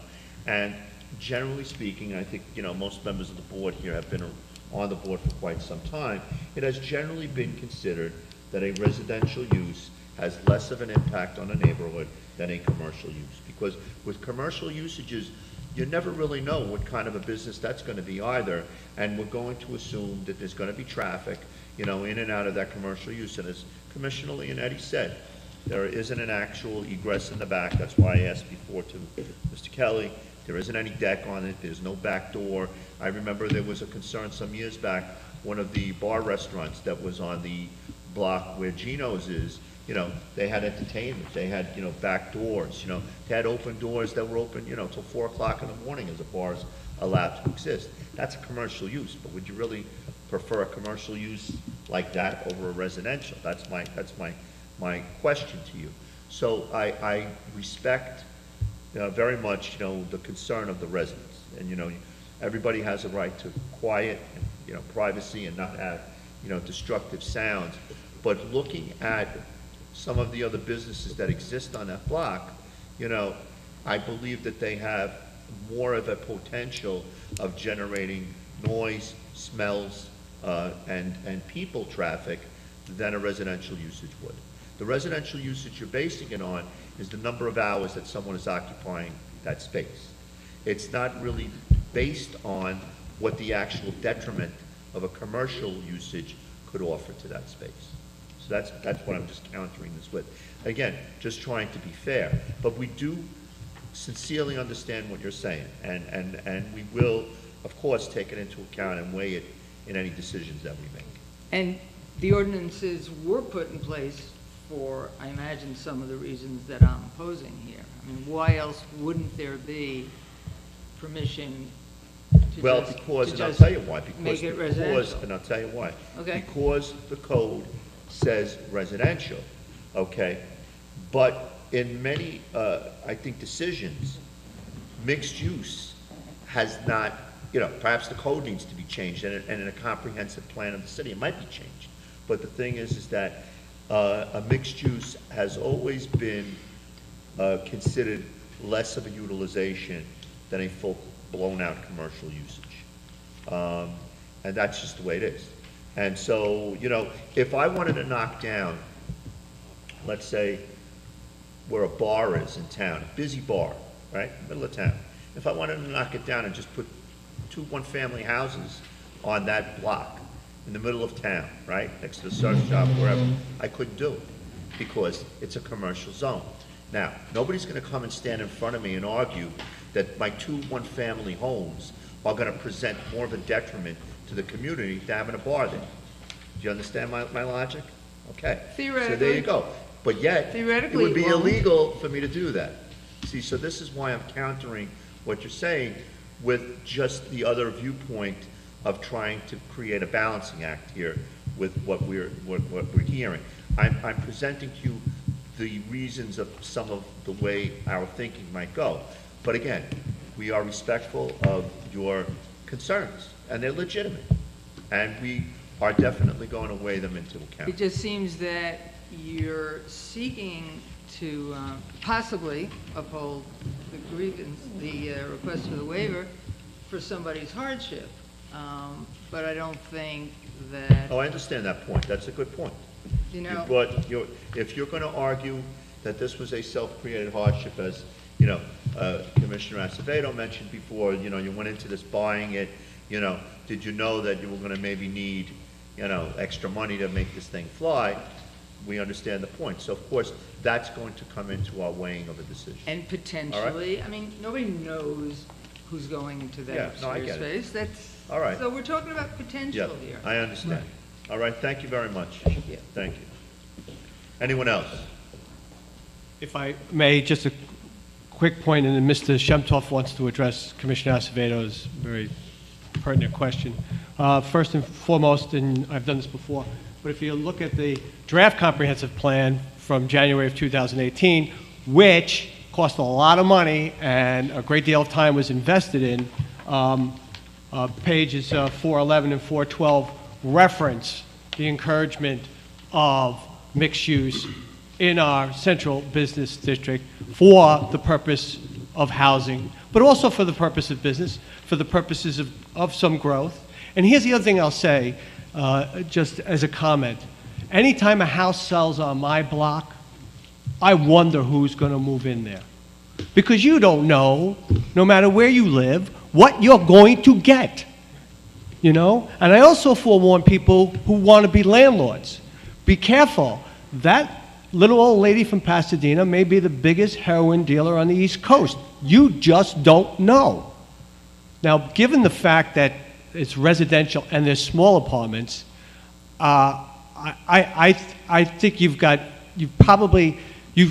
the same good odds you would with an office building. And by the way, I don't sit in my house 24 hours a day.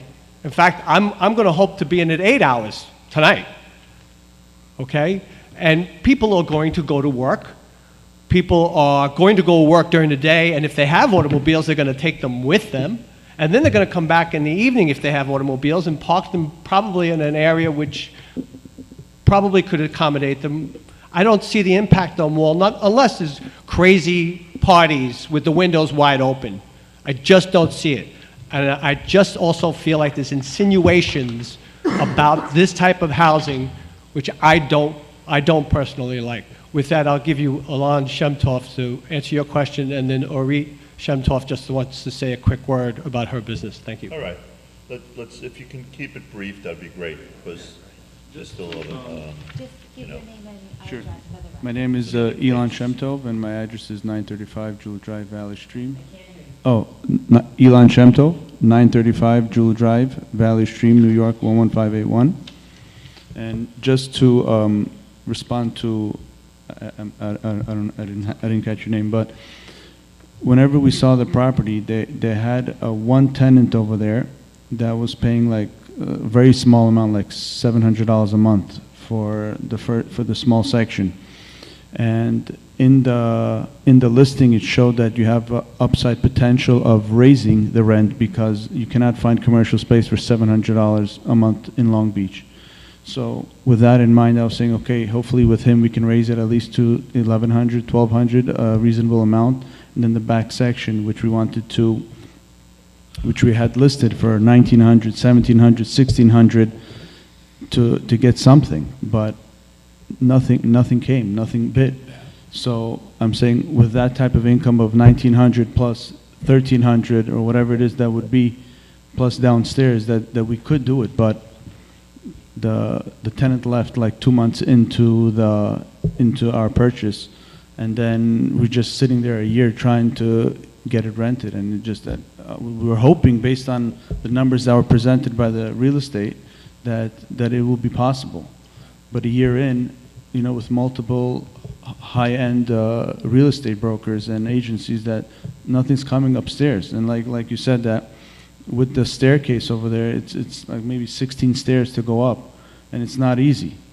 And it's not easy. Like I said, like my wife, she which she's going to come up shortly, is on 120, and that's where all the office buildings are, and people have elevators there, which is why it's always full. Thank God, you know. But we can't put an elevator there, and it's very expensive, and that's what we can all do. right, Mrs. Shemtov, thank you. Thank you. Mrs. Shemtov wanted to say something too. Are you related to the Realtor by any No, chance? there's no relation. Same name? Same name, no relation. Okay. Sorry, I'm a little bit on the short side. Don't but- worry, just we can hear you. Just don't Give feel your- bad. give your Just name give and us your address. name and address. Okay, my name's Orit Shemtov, and I live in 935 Jewel Drive, Valley Stream. So I just wanted to answer the lady, which I understand her concerns, but I've been working in Long Beach for under 5 years, and I've been serving the community. And when we took this business on, my goal was to bring a quality of life, because we opened a boutique spa, and we're a very quiet business, and I think people would appreciate that on the block, because everyone who walks by is just amazed that, wow, such a beautiful place came to our block. You know what, Mrs. Shemtov, I just don't want to interrupt you, but I just want to say, I don't think the concern was really with your store. I think everybody's happy. Oh, with no, the no, I business. know. The concern was who was Right, gonna the be renters. upstairs, am I So correct? we also have that concern. We're not looking to rent it out to a rock band that's gonna ruin the spa-like feel downstairs. We still wanna maintain that boutique spa feel, you know, the serene, whatever, the calmness that we're trying to offer the community, that we've been serving the community. We still wanna maintain that. We're not looking to rent it out to some crazy tenant that's gonna be playing I don't know, whatever the case may be. So we're also trying to, you know, they're two small apartments. There's definitely gonna be something complementing the spa. It's not, I we're not understand. looking to bring noise to the block. Okay, I understand. I also understand the neighbor's concern. I mean, you know, I think it's fair that, you know, Right. we understand your point, we understand. And we the also love Long Beach, and we've been serving the community for the understand. past 5 years, and All right, thank you very much. thank you. Thank you. If there's anyone else? All right, the case will remain open for voting. We would expect that, you know, Mr. Kelly, as we asked you, those financials might be submitted to the board so we can view them. I mean, I know you presented some numbers, but we just, as we had in another case prior, we'd just like to have a look at them. So the case remains open for vote. Ma'am? All right, and also, ma'am, when you were in opposition, if you wanted some of those neighbors to submit letters, they could submit letters prior to the next meeting, okay? Especially since we didn't see the Dropbox, I would give you the opportunity to submit other stuff if you wanted to. All right? All right, folks, that's it on this case, will be held open. Thank you. Case number 3313, application of Camilla and John Poppin of 433 West Hudson Street, Long Beach, New York, for a variance in the following sections of the zoning code of ordinances of the city of Long Beach, New York. 9-113.2G off-street parking, 9-113.2H off-street parking size, to convert a garage to living space, maintain off-street parking in the front yard of 433 West Hudson Street, Long Beach, New York, also known as Section 59, Block 31, Lot 60, on the Nassau County Land and Tax Map. Good evening, Mr. Kelly. Good evening, Mr. Chairman and Commissioners. Dennis Kelly, same appearance as the last hearing. I represent John Popin and his wife Camilla Popin, who did own for quite a number of years a home on 105 New Hampshire Street, and in October of 2021 purchased a home at 433 West Hudson. You'll see a photograph of it in your file, and I have more photographs, if I can hand them to Mrs. Lynch.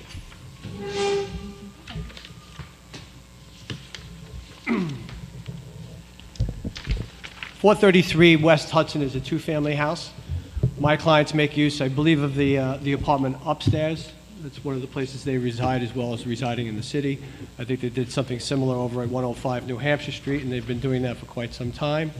Soon after purchasing the property, they were issued a violation for the garage having been converted into a living space. In other words, the unit downstairs had been extended into the garage. They bought the house like that. So basically what you're saying is that that door, where I see the black car, Mr. Kelly, that door has another wall behind it, and that is a living space. That is so right now, that is a living space behind that Now, door. that's a living space, that's, what is it used as, like a den? Or? Yes, exactly. And it's part of the apartment, it doesn't have any separate, you know, No. side door or anything No. like that going into that room? Right, exactly. So we're here this evening making application for a waiver of the parking size required by our code. We need 2 spaces for a two-family house. The photographs that I submitted to you, most of them are of my car parked in different configurations in the driveway.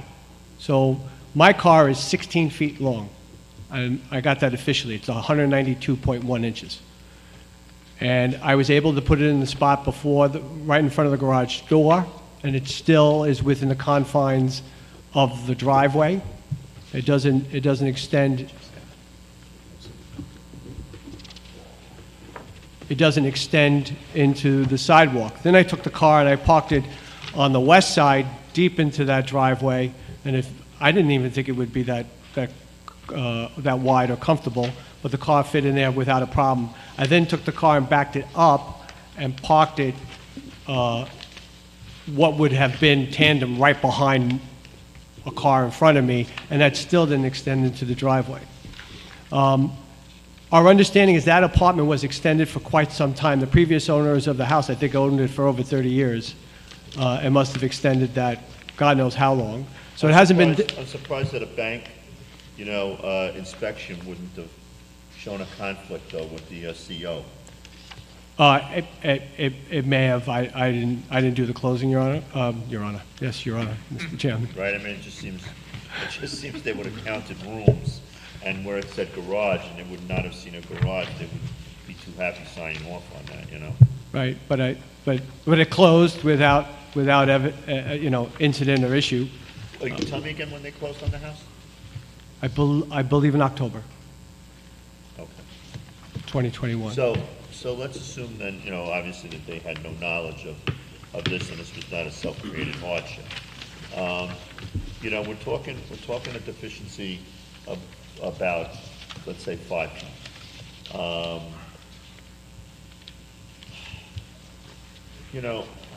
It does seem like it accommodates, your Lexus. I mean, it's not a, huge car. I mean, it's certainly more on the compact, medium-sized car, and I guess it fits to the edge of the driveway by maybe a foot to spare or so. But it really would be limited to a car no bigger than that. I mean, certainly I could pull my truck into that, and I'd probably be like 3 feet onto the sidewalk. I think that's a fair assessment. Yeah, I mean, I don't know how the other members of the board feel about it. Well, if I may, if it's been going on all these years. Yes. How did this come to us? Did somebody, was there a violation or Yes, complaint? somebody, and I don't believe it was necessarily somebody from the neighborhood.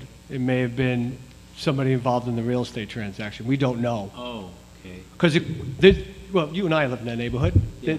There's been no issue, So when did they get, Mr. Kevin, so when did they get the summons? They didn't get a summons. I think Inspector Shue just violated them. Okay.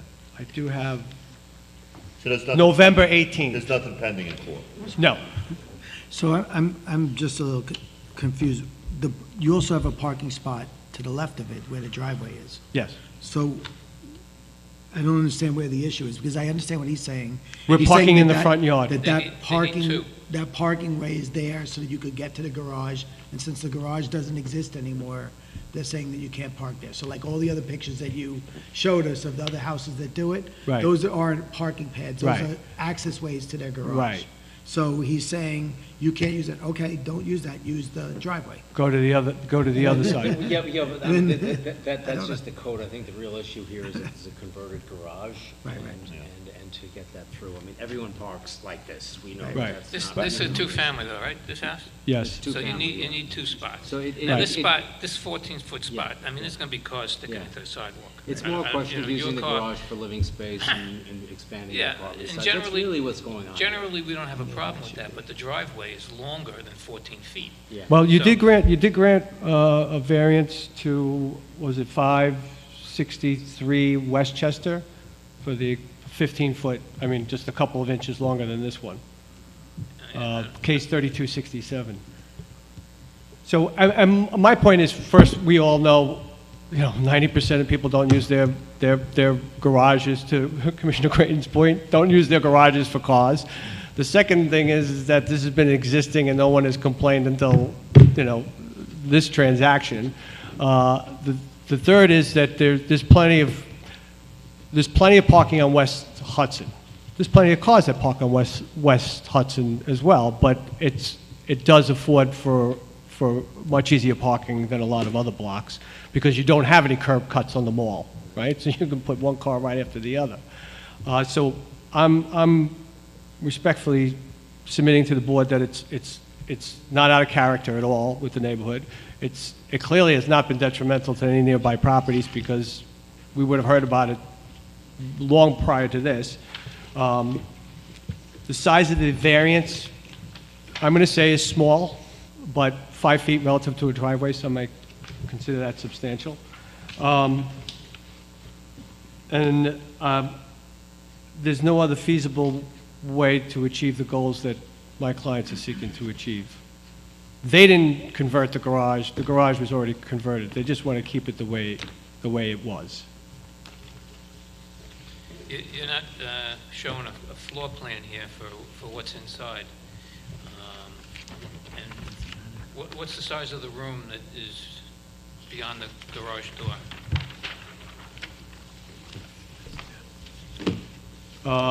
18 by 9.5 inches lengthwise, and 10 feet 11 inches widthwise.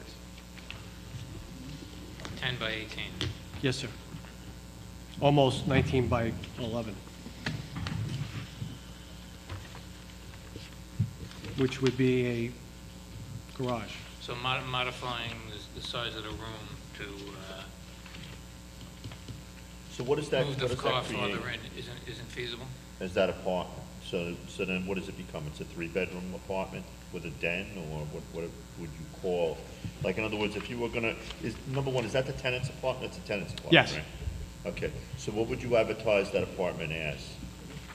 That's a good question. Maybe I can ask my client. I think how many? You could get them up there, and, yeah, I need you to get your name and address on the record, please. Good evening, sir. Just give us your name and address for the record. Sure. John Popin, 433 West Hudson. It's a 3-bedroom apartment, and that space is a den. Is a Okay. den. So it's a 3-bedroom apartment, living room, dining room, kitchen, and a den? 3-bedroom apartment, living room, dining room, kitchen, and a den. Okay. Yeah. All right, thanks. You're welcome. And is there a tenant in there right now? Yes. And are they, tell us about the tenant. Is it a family? Is it a? It's 2 cousins, and they're veterinarians, and they work on Park Avenue, and they took that space so that they could walk to work. And are they, what kind of lease do they have? A 1-year lease. 1 year lease. Yeah, just a 1-year lease. And I don't know if I could, I would say that our car, so we're in the upstairs, and so we utilize the driveway in question. Our car is an SUV, and that's the picture that you have. And our car is longer than, I guess, what you'd say a small or mid-sized car. And we also, if we go right up against, don't touch, but go right up against the garage door, also have about half a foot or so, or a foot of clearance. Like that last paver is visible, so our car fits. And our car, I think, would be longer as an SUV than a Toyota, Camry or something. The picture that Mr. Popin is referring to was the initial photograph that was submitted. That's it, Commissioner Osvaldo. Yeah. I would just say you can actually, I think, make out that there's a clearance. You could see the shadow, the end of the car, and the space. Yeah. Behind the SUV. So, and as Commissioner mentioned before, Commissioner Walton, that basically, it seems like it's more of an issue of us kind of legalizing the den at this point, because that seems to be the thing that, is really the bigger question. I think it's certainly it's after the fact, and if there was this condition that existed before, I'm just kind of surprised, as I said to you before, that at closing this wouldn't have come up as an issue with the bank, the title company. Depends on the bank. Huh? Depends on the lender. Yeah, I know, they don't care sometimes. Some of them just do But the thing is- drive-bys. But the thing is, at this point, we are looking at something that's pre-existing. I mean, I don't know that I'm necessarily in favor of making something if it has existed for 30 years, be ripped out. I'm just wondering if a neighbor complained because there's like 3 extra cars in your house as a result of this. That's what that's the reason I asked about the tenant. So, I mean, none of the tenants complained, obviously, the veterinarians. No. And I mean, we know our neighbors. Our architect is George Bella. Yeah. His sister lives right next door, so she didn't complain. And on the other side of us is Billy Duffy and the Careys, and they didn't complain. We only have 1 car, And, we have a place in the city and also on Hudson. So it's not like there's always a car. Our car is not always there. And our tenant they just have the two cars that park in tandem. And so I don't think so. I mean, my understanding is that, and like Dennis said, we don't know who made the complaint, but my understanding is that when we were looking to purchase the house, we got into there was another family, or not, it was a guy who wanted to buy the house, so we were competing to buy that house, and the broker became upset that we were the successful bidder. And we were told by the broker of the seller that broker threatened some kind of, to make trouble. We don't know what trouble. Is that where the violation came from? We have no idea. None. But well, my feeling after hearing this personally is that,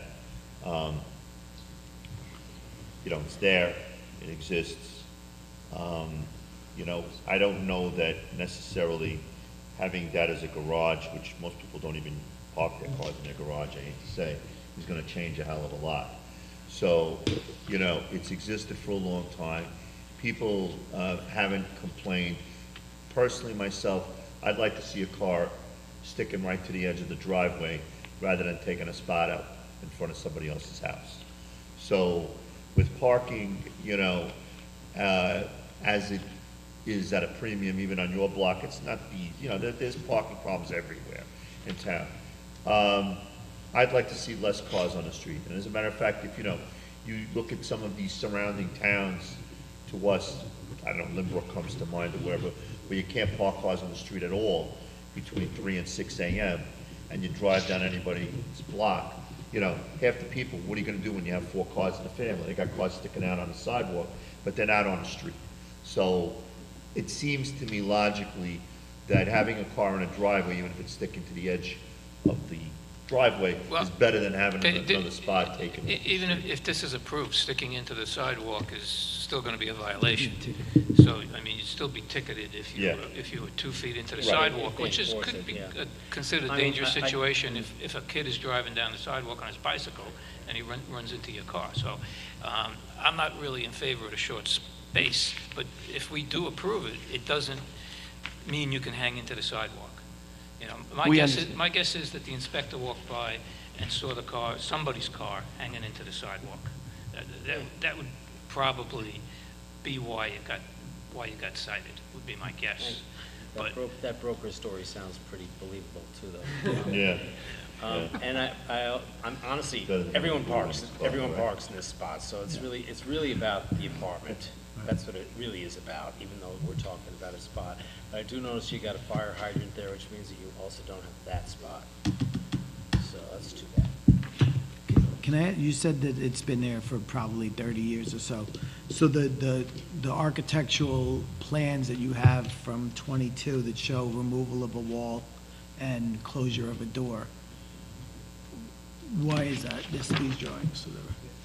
It basically shows the work that's existed for 30 years on the drawing. So it's just submitted. So, and you'll correct me if I'm wrong, John. We had a conversation, I had a conversation with John years ago about 105 New Hampshire, for whatever reason, I can't remember. It was a good conversation.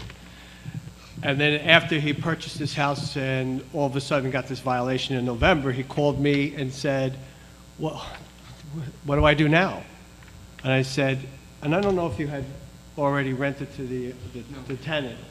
I said, well, you can't make a representation to the tenant, the new tenant coming in, that this is part of the space.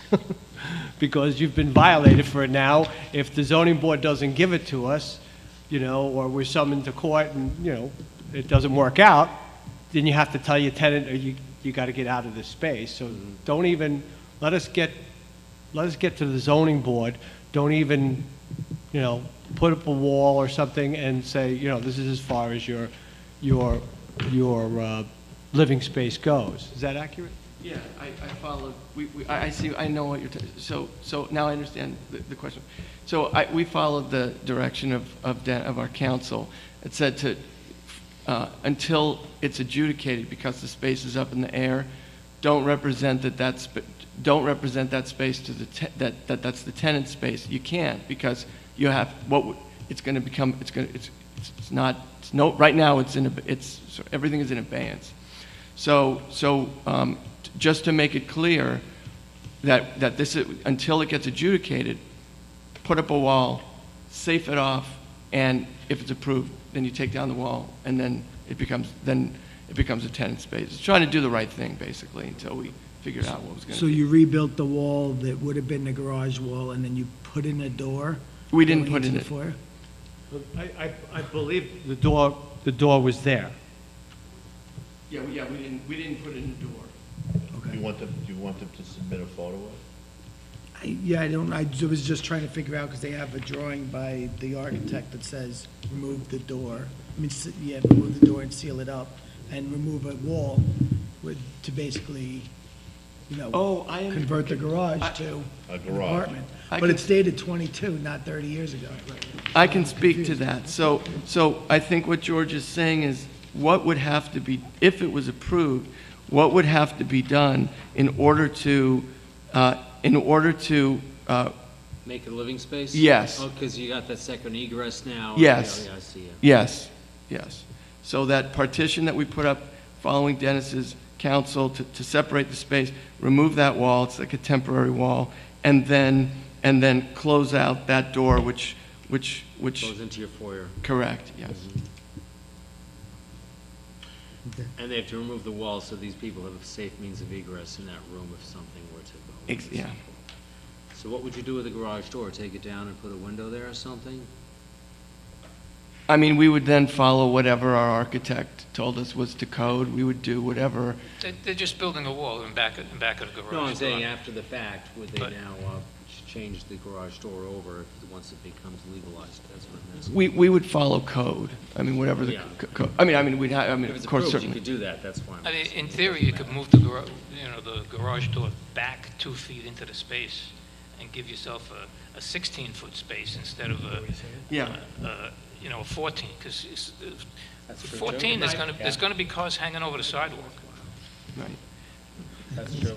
So even though I'm very curious about this, I'm just going to go back to what I said before. We're only really voting on whether they could have a parking thing. So, I mean, do we even need to discuss what's inside and how they got there and what it is? Yeah, I mean, As much as I want to, I'm very curious. The only reason I'm bringing it up, Dan, is to make that 14-foot spot a 16-foot spot. Oh, you want to move the wall in further? Yeah. He's saying you could downsize that den. I think Commissioner Alton's point was, or one of you were asking, what would you do with the door? The actual garage door. I assume that Right. if Could this you move it becomes in? legal, you don't need that door anymore. You don't have to pretend it's a garage anymore, And then, right? so if you decided, I'm going to put up something that's a real wall as opposed to a Yeah. garage Yeah, door. with a window, And then- say. Right, Yeah. with a With- window. You know how some of these would you take two-family it back homes to- have take it back a to- small kitchen Yeah, window and in then the Mike front? said- Everyone, wait, mentioned everyone's he talking, could wait, change guys, the guys, driveway. everyone's talking at That's what once. we're We saying. can't get the record if everyone's talking at once, so, The- okay. the- One at a time, okay? All right, One at a time. I'm not crazy about the 14-foot space, because it will be hanging out, cars will be hanging out into the sidewalk.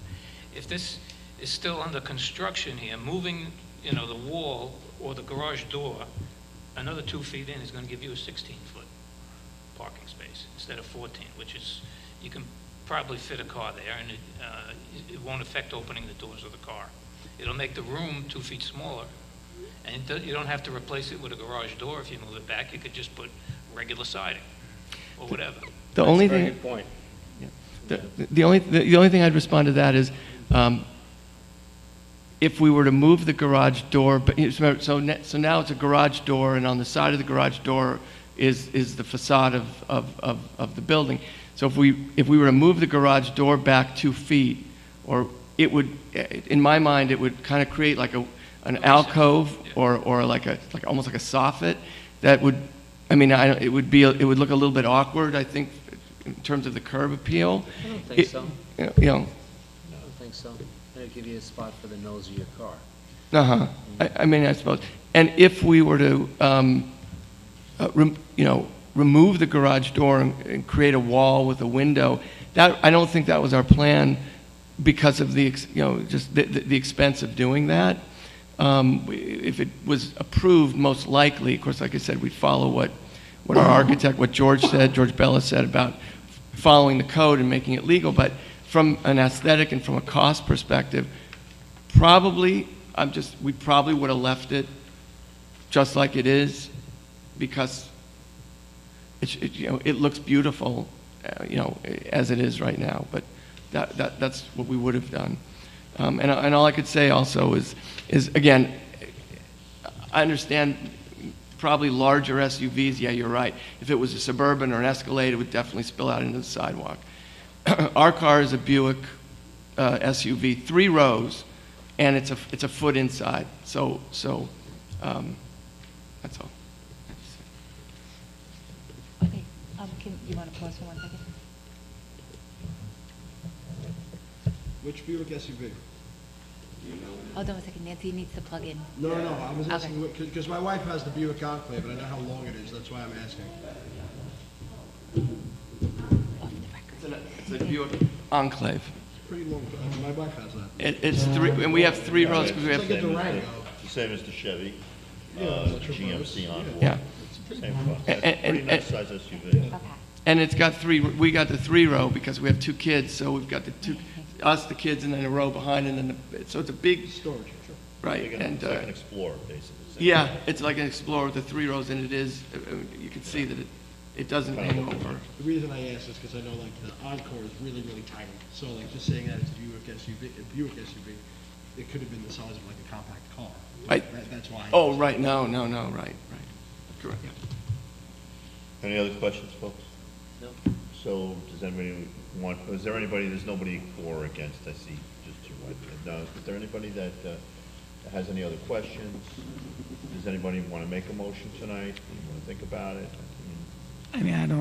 Since it's just about the parking, and, typically, these garages are not used for cars anyway. I would tend to want to make a motion to grant. All right. I'll second that. Case number 3313, application of Camilla and John Popin of 433 West Hudson Street, Long Beach, New York, for a variance in the following sections of the zoning code of ordinances of the city of Long Beach, New York. 9-113.2G off-street parking, 9-113.2H off-street parking size, to convert a garage to living space and maintain off-street parking in the front yard at 433 West Hudson Street, Long Beach, New York, also known as Section 59, Block 31, Lot 60, on the Nassau County Land and Tax Map. Commissioner Creighton has introduced a motion to grant the application. Commissioner Acevedo has seconded the motion. Commissioner Alden? Grant. Commissioner Creighton? Grant. Commissioner Acevedo? Grant. Commissioner Leonetti? I'll say grant, but with the understanding that in no way are we condoning any cars hanging over onto the sidewalk, and that you understand that if you are, you can still get a ticket. So with that understanding, I'll say grant. Chairman Morelli? Grant. This application has been granted. Thank you very much. Appreciate it. Good night. Have a good night. This meeting is now. I'm going to turn the